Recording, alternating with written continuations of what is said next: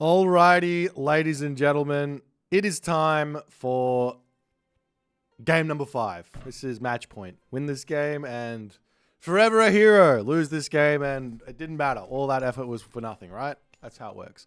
I've just woken up, so forgive my drowsiness and all the other good stuff. I'm going to try and walk you through this final game, my thought process, and all the mistakes, all the good things.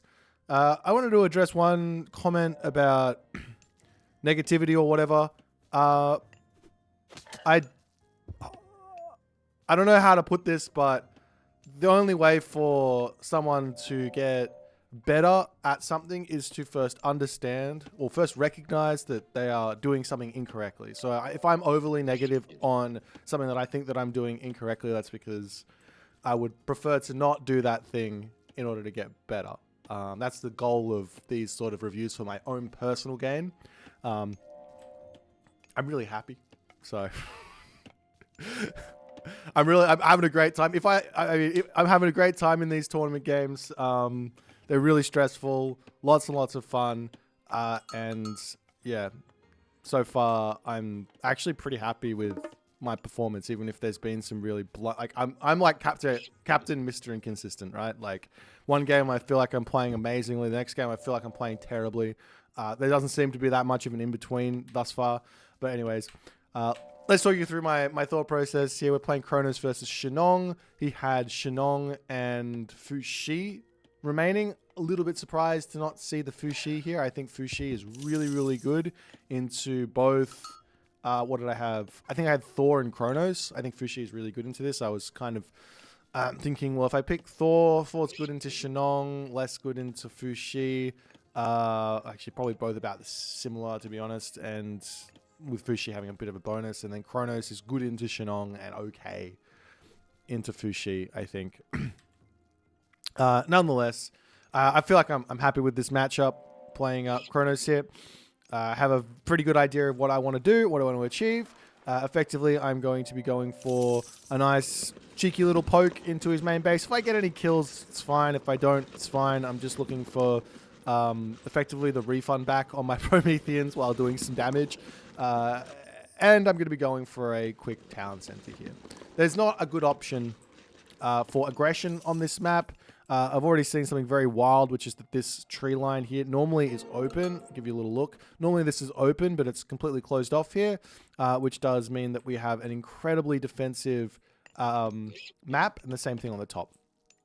So there's really no options here for classical age shenanigans, especially if he's going to go through HAL 2, which he is. I also pick up a relic here. Which one is this? The Girdle for Politer, which is an extra 10% hit points on my ranged soldiers, which does end up being a really big deal. It means I'm going to be happily building Terma, happily building Karabalister, happily building Arcus throughout this entirety of this game. So this relic here was a big deal. I'm going to basically let my Prometheans go forward, time shift the temple back, and go from there. So just dodging the old, trying to dodge the Pioneer here a little bit, and then we'll come in and start whacking away. So effectively here, send the Prometheans in, time shift the temple back, look for a raid. Basically just trying to distract him so I can get something off. He gets a couple of hits off onto my Promethean, but I managed to trap a villager here. And this is exactly what I want. Losing a couple of Prometheans here is not the worst thing in the world. I get resources back for losing them. And yeah, and then we can go up for our town center, which is what our plan was. To some degree. Well, my plan is to get a couple of Terma out and then go for the town center. So yeah, the Terma heroes here are just to deal with the Qiongqi and any sort of early game pioneers. So Qiongqi Pioneer or whatever, he drops the earth wall down, and we're like, okay, everything is shut down. Let's go for our town center, which is what we're going to do. I can safely assume, without scouting here, that he has gone for a town center. I know that he's going for a town center. Just in my heart of hearts, I know that he is. There's nothing else that he can do. Right? Like, what's he going to do? Is he going the only thing that could catch me by surprise here would probably be Dao Swordsman all win. Hiding that really, really well. I'm trying to scout onto the back just to see what's happening. See if I can spot the town center here with my Oracle. Was this in range? Did he see this? Yeah, this is a good little spot for my Oracle. I'm not sure if I'm even able to actually spot the town center, but I get to see inside of his base a little bit. He's roaming around with the Cheong-Chi, and I'm just going to try and find that and take it out. With the Valor, you can't really get much damage with this unit, and I'm just going to try and get any poke damage I can onto it to take it down. Unfortunately, yeah, I still don't see the town center, but it's all good. So we get our town center up, and I'm still pretty confident that he's on 2 town centers here, even without scouting it. Okay, so from here, my question is basically, what is my next game plan? And effectively, my thought process is, if I can get to the heroic age, then we can decide what needs to happen. I could have very simply gone for a 3rd town center here on the back. That's where it is. But I don't know what my opponent is doing, so I want to be a little bit more safe. So what I need, what I need to do, unfortunately I'm getting distracted by the Cheong-Chi. What I need to do is have an eye on this town center. So this here was a little bit of a, well, not a little bit of a mistake. This was a pretty big mistake. I should have had an eye on the town center. Because at the moment he is now actually going for that one. Now, there's 2 responses to this. One is what I'm doing, which is a fast heroic and a big all-in. And the other one is to just drop the town center. And there's a 3rd response, which is, oh shit, you got a 3rd town center. I'm scared. Let me get my own 3rd town center out. But yeah, I sort of have to deal with the Cheong-Chi. I didn't need all 3 Terma here to take it out. I could have just sent 2 and left 1 on the town center at the front there.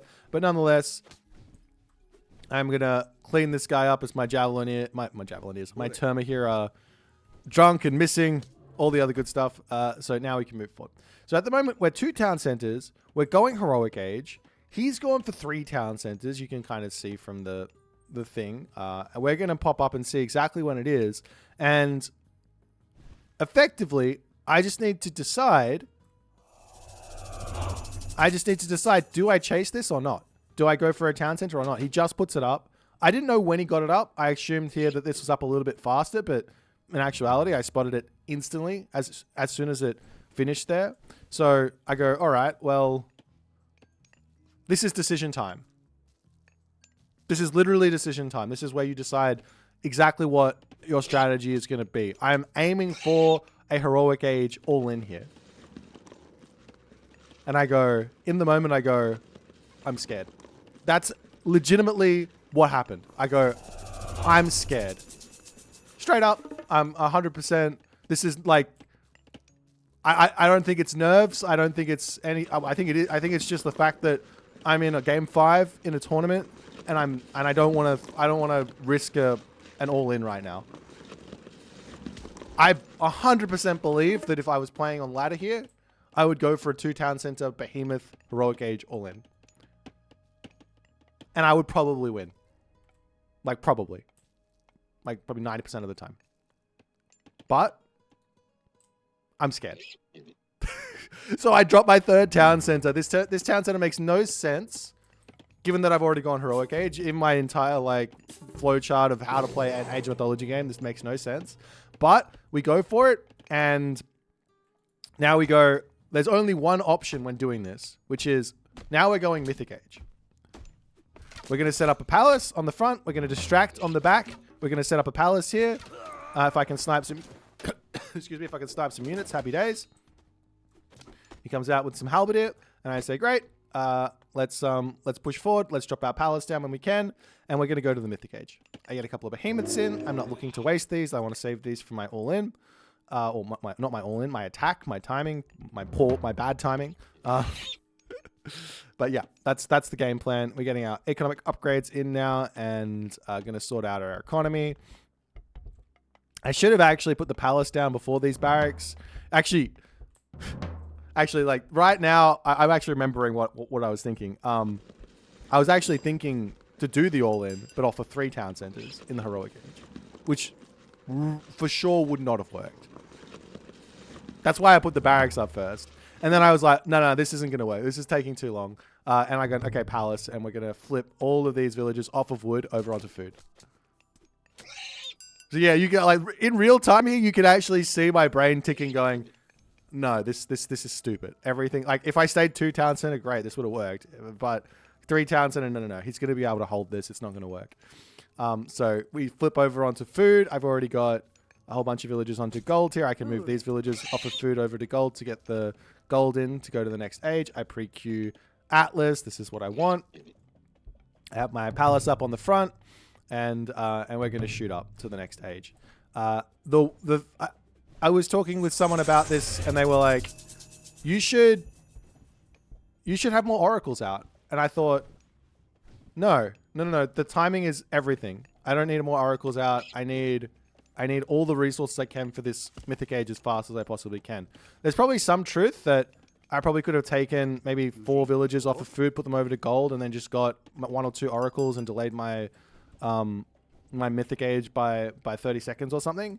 But at this point, I'm just like too scared, and I just want to hit the thing. So, and then following that, I need to get to full population as fast as possible. So the favor is just not a concern in the slightest for me at the moment. But yeah, that was something to think about. So here we're going up to Atlas, and now I don't know what units he's going, but I'm fairly sure he's going to be going for infantry and fire archer. So what do we need? Well, we're going to need Arcus, and we're going to need infantry, and we're going to need Terma, and we're going to need Carbalister, and we're going to need everything. Effectively, I just don't know, to be honest. I don't know what we need. I'm just going to spam units and pray. The most important thing with the Arcus is to get these upgrades. So you need to get like your upgrades for ballistics and your line upgrades before you make too many of these guys. Otherwise, life is very, very sad for you, because they're actually a really strong unit, but yeah, they kind of are a little bit average beforehand. So now we see the villagers popping out over onto this gold mine. This is our first moment to actually get anything happening. Not exactly sure why Rapl decided to come this way. This is really dangerous for him. This is completely open up onto this side. He should kind of know this. But yeah, I get my first little taste of some damage in this game, and I can come over and attack this. I still don't know what he's building. I'm still a little confused. I still don't know. So, yay. But I still think Mermillo Arcus is going to be somewhat of an option here. As we get a nice raid, and now I can say, all right, let's go and get a wall off over here. See, sometimes not walling is beneficial because you catch your opponent doing something silly, okay? All right? Sometimes not walling is good. So at this point, I got my mythic age off. I didn't get hit by a timing attack or anything. This is great for me. I see his army here, and I go, I need to click implode as soon as I possibly can because he's only got medium upgrades. Well, he doesn't even have medium upgrades. Or, yeah, because he's only got medium upgrades. So the way that implode works is you get 100 divine damage on all of the units. So if I can use it early, get in and kill these units nice and quickly, you can see that they're going to pop out with like 43 HP. If I can get in and kill these units before heavy infantry comes in, then that's really, really good for me. And yeah, I basically get full value out of my implode. And we're going to charge in here and attack. He does drop the Fey Beasts. He does a really good job of using the invisibility here. I'm not exactly sure how that works, but really good job of doing that. I heroize my Arcus in order to take down these Deuterinos. And yeah, we have to retreat back. So a nice little defense from him for the moment, but I didn't realize how strong these Shinong farms were. I probably should have just killed them off with my behemoth. And now I'm going to go, all right, time to actually kill them off with my units. But yeah, this wasn't a well executed attack in the slightest. But we did get a lot of damage done. And now I'm bringing all my units back over. I got a couple of Terma in here as well. These are actually really, really good against China. I think everyone's sleeping on a heavy Terma. 16 range against 16 range. Like, that's really, really good. And then you get champion Terma. They go up to 17 range. And all of a sudden, the the fire archers are getting killed off really, really quickly. You don't need to get too many of them, but because they're overkilling. But if you just get a handful of them to add into your army, I think they're really good. Nonetheless, now we can get the 5 siphons out. I'm going to keep pushing. So right now, the question is, do I keep pushing onto this position or do I go into the main base or something like this? And I think, well, if I can push through here, which I think I can, I think I've got a big advantage here. If I can push through here and take the town center out, then I get control of this gold mine, this gold mine, this gold mine, and I've already got control of the gold mines on the bottom. That's my thought process there. So I go, well, why not? Why not do that? He charges into me yet again. These heavy archers are doing a pretty good job.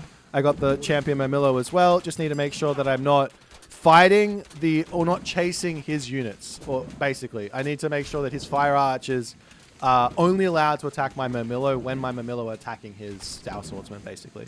Otherwise, sad days. He gets a Qinglong out, and I have to respect that a little bit. I do have 36 seconds until the trader, so my plan is to just steal the Qinglong here. I'm not even going to do any damage to it. He can get effectively 2 special attacks off in the time it takes me to get that trader back up, so that's not a huge amount of damage. I'm not too worried. So, yeah, he does a nice job here of getting some damage in, but I pull my Mermillo back yet again as his front line melts, which allows my Arcus to take down his fire archers. He gets the second splash off there, and then we're going to be able to trader the Qinglong and actually use it on his dudes. So this is the thing, when you trader a unit, you get the unit completely reset on all the specials. So now we can go and grab that and use the special on top of this guy, and I should have pulled him back, but he does a nice job of converting it with the Sage. I didn't really notice the Sages there. I should have knocked them out. Would have been fine, but now we're just in a bit of a spam session, trying to keep him in the heroic age as long as possible, which is working for now, and we're going to slowly start pushing forward. These 5 siphons are absolute beasts right now. I didn't notice this in the game, but he is trying to take them down with fire archers, which is just never going to work. And that allows us to take the town center down and continue our onslaught here. The Terma on the front as well. Look at how much these guys tank. This is 17 fire archers, and these guys tank forever. Don't ever tell me not to build Terma in the Mythic Age again. These guys are awesome. Okay. So now we got the town center. Now the game plan is pretty simple. We just need to push up here, secure all 3 of these gold mines, keep on picking off his units or whatever, grab the town center. We've got ourselves all the economy in the world now. We still don't have fortified town centers, but it's coming through. And Rapl taps out. So yeah, this game was a strange game. I don't know. I don't like the strategy that I picked.